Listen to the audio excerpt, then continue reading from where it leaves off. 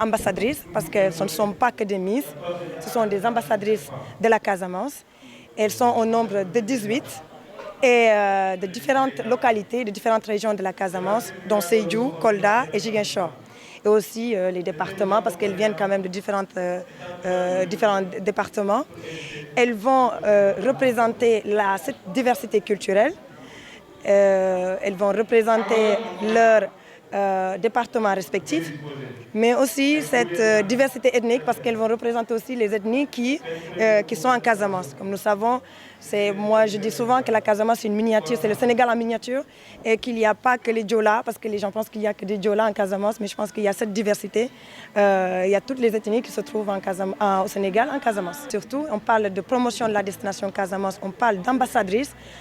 Nous avons des partenaires qui se sont quand même engagés à les accompagner en leur offrant des formations dans l'entrepreneuriat et la prise de parole en public, les formations en communication, ce qui sera un plus dans leur circuit au CV académique et scolaire.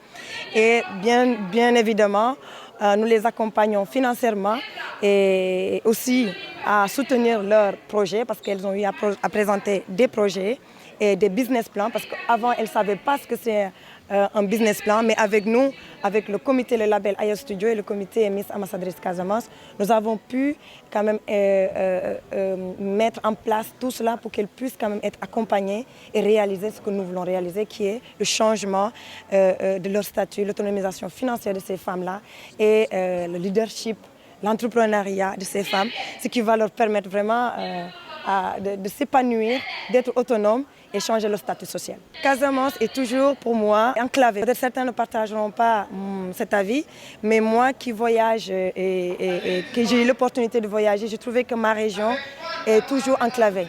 Et nous savons tous que c'est une belle région. C'est pourquoi on l'appelle la Green Zone, vu que c'est une région qui fait sa particularité du reste du Sénégal. Et il faut exploiter ce tourisme.